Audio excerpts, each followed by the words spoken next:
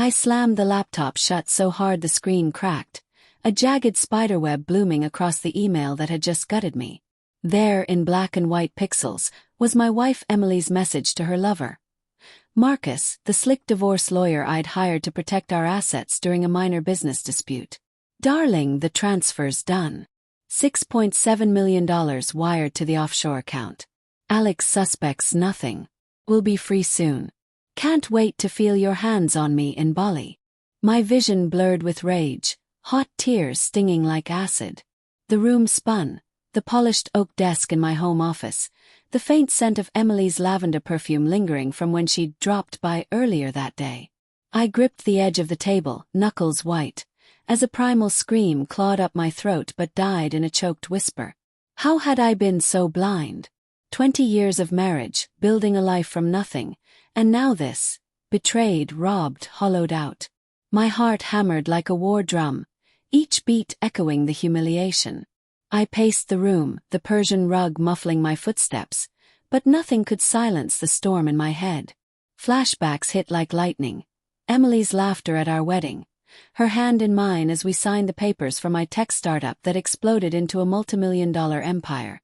I'd trusted her implicitly, sharing every password, every financial detail. And Marcus, the bastard had waltzed into our lives 6 months ago, all sharp suits and reassuring smiles, promising to shield us from a competitor's lawsuit. Now I saw it, the lingering glances at dinners, the late-night strategy sessions, that left Emily flushed and distant. I wanted to smash something, to feel bones break under my fists, but instead I sank into the leather chair, denial creeping in like a thief. Maybe it was a hack joke. But no, the timestamps matched, the details too precise. They'd siphoned funds from my company's reserve account, disguised as legal fees and investments. $6.7 million gone. My life's work evaporated into their greedy escape plan. The anger twisted into something sharper. Resentment. How dare she? I'd given her everything. The sprawling house in the suburbs, vacations in Europe, the freedom to pursue her art without a care. And for what? To be discarded like yesterday's trash. I imagined confronting her, her blue eyes widening in feigned innocence, her lies spilling out like poison. But doubt gnawed at me. What if I was wrong? What if this destroyed what little we had left? No, the evidence was ironclad. I reopened the laptop, ignoring the crack, and dug deeper into her emails. There were dozens, steamy confessions, financial plots, even mockery of my predictable routines. Alex is so wrapped up in his code. He wouldn't notice if I danced naked with you in the living room, one read. Humiliation burned through me, a fire that left ashes of self-loathing. Was I that oblivious? That unlovable? I needed air. Stumbling out to the backyard, the cool evening breeze slapped my face, carrying the distant hum of traffic from the highway. The garden Emily had designed, roses climbing trellises, a fountain gurgling softly, now felt like a mocking stage set. I collapsed onto the stone bench, hands trembling as I pulled out my phone. Should I call her? She was at a gallery opening tonight, but I knew better now. Instead, I scrolled through our photos. Us on the beach last summer, her head on my shoulder, smiles genuine, or so I'd thought. Heartbreak surged, a tidal wave drowning the anger. I loved her still, damn it. Or did I? The obsession took root then, a dark seed. I had to know everything. How long? Why him? And how to make them pay. That night, sleep evaded me like a guilty conscience. I lay in our king-sized bed, the sheets cold without her, my mind racing through fantasies of justice. In one, I burst into Marcus's office, gun in hand. No, too messy, too final. In another, I exposed them publicly, watching their reputations crumble. But guilt flickered. Was I capable of such venom? I'd always been the steady one, the provider, not the destroyer. By dawn, resolve hardened, cold and unyielding. I couldn't let them win. I showered, the hot water scalding my skin, mirroring the fury inside. Dressing in my usual button-down and slacks, I headed to the attic, a dusty relic of forgotten memories, to search for any old documents that might help rebuild my finances. Grandpa's estate papers were there, yellowed and brittle, from when he'd passed in 1985. He'd been a quiet man, a banker in the 60s, leaving me a modest inheritance I'd long since invested. But as I rifled through the box, a faded envelope slipped out, postmarked 1960. Inside, account details for a Swiss bank, numbered anonymous. Grandpa's scrawled note, for emergencies only. Untouched since the war. Value compounds. My pulse quickened. I'd heard whispers of his rainy day fund, dismissed as family lore.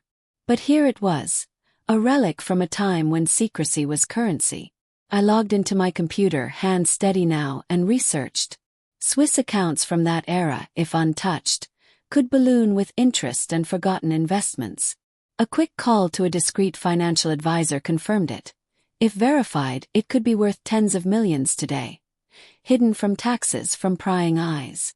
From Emily and Marcus. A spark ignited, not just money but leverage. Obsession deepened.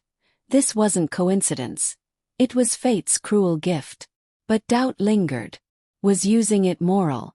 Grandpa had evaded questions about its origins. Rumors of wartime dealings, perhaps shady. Pushed it aside. They stole from me. I'd reclaim with interest. Emily returned that afternoon, her heels clicking on the hardwood floor like accusations.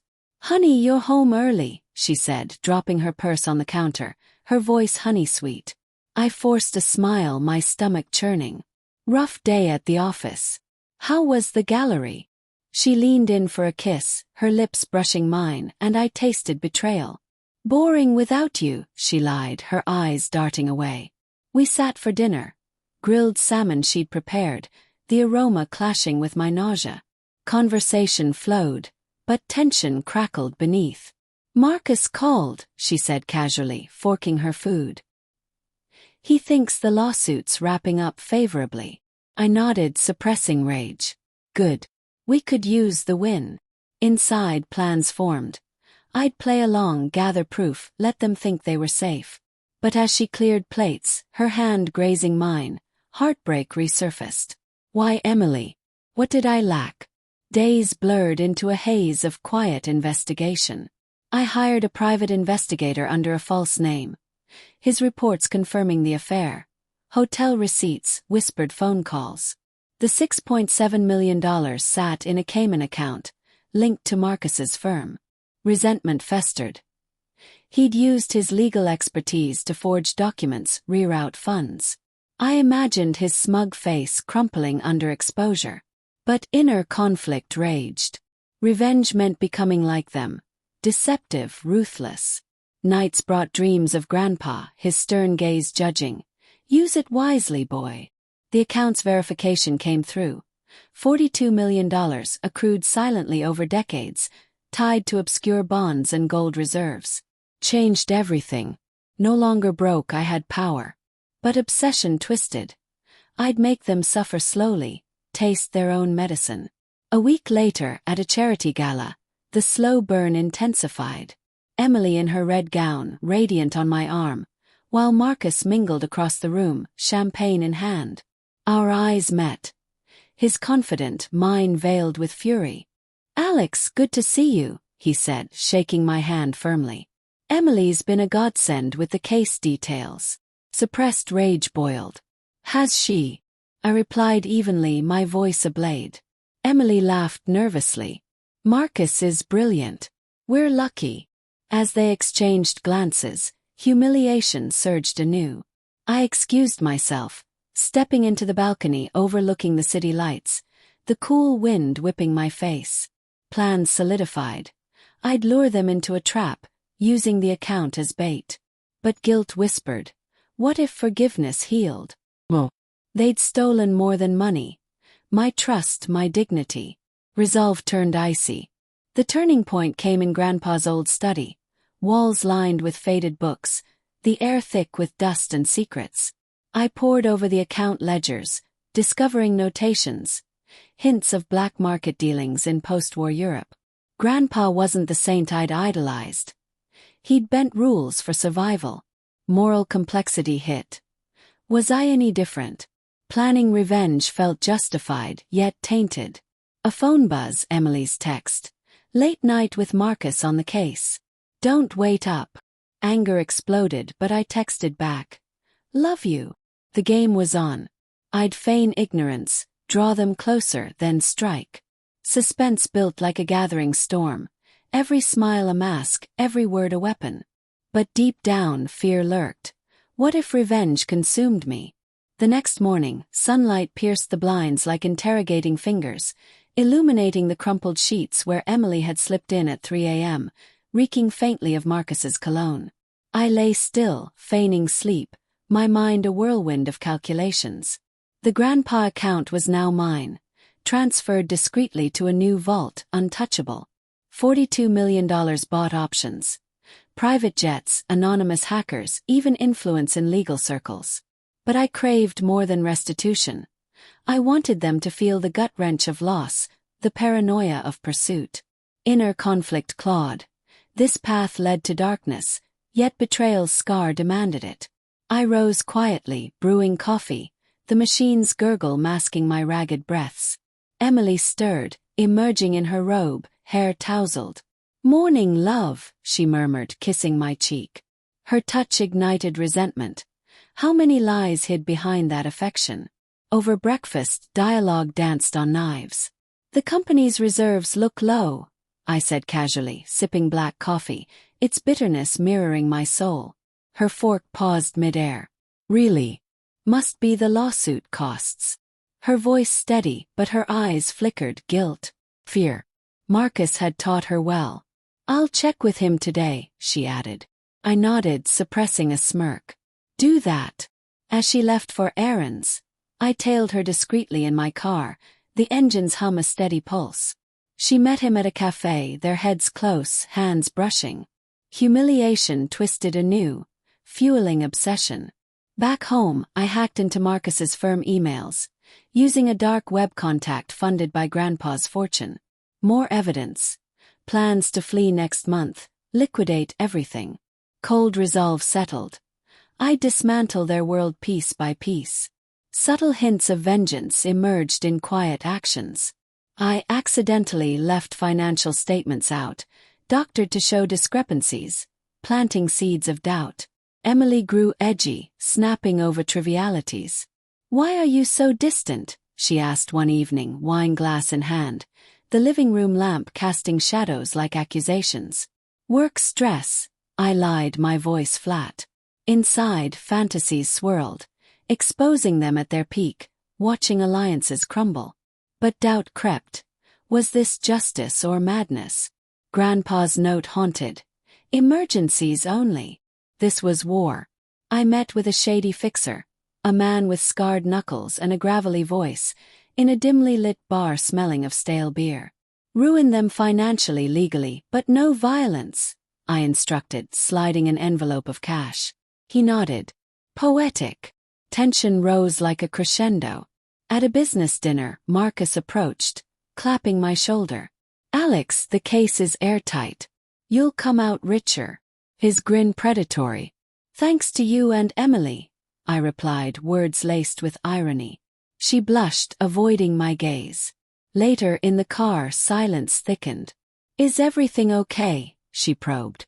Perfect, I said, gripping the wheel until my palms ached. Heartbreak resurfaced. Memories of our early days, her passion now tainted. Why him? Jealousy morphed into resentment, driving me forward. The fixer delivered. Hacked transfers reversed small sums back to me.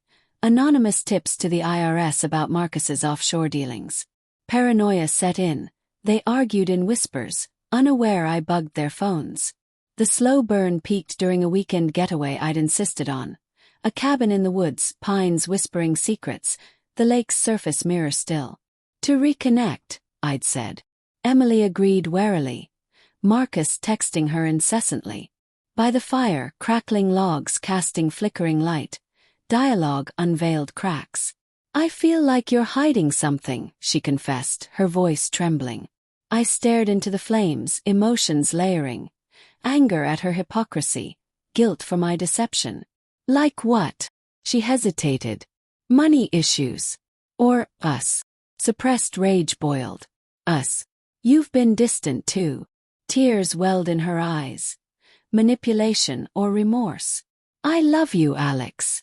That night, as she slept, I transferred funds from their Cayman account back to mine, using Grandpa's old codes, eerily fitting. $6.7 million reclaimed, plus interest. But the account held deeper secrets. Digging further, I uncovered Grandpa's ledgers, ties to Marcus's grandfather, a wartime collaborator who'd double-crossed him. Hidden motives surfaced. Grandpa's fund was reparations, stashed to expose frauds like them. Moral grayness deepened. My revenge echoed his unresolved grudges. Obsession gripped tighter. I confronted the fixer. Escalate. Anonymous leaks hit the press. Marcus's firm under investigation for embezzlement. He called, voice panicked. Alex, there's a mix-up. Help me clear it. Feigned concern. Of course. Emily crumbled, confessing fragments. It was a mistake.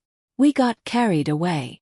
Heartbreak peaked, her tears real now but too late. The climax unfolded in Marcus's office. Glass walls overlooking the city. Rain streaking like tears.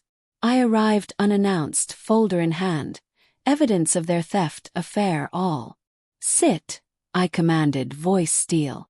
They were there, huddled, faces pale. Alex, what? Emily started. I slammed the folder down. You stole everything. But I found more. Revealing Grandpa's account, its value, its history. Marcus blanched, recognizing the lineage. That account. My family. Poetic justice. It tied back, his ancestors' betrayal funding my grandfather's survival.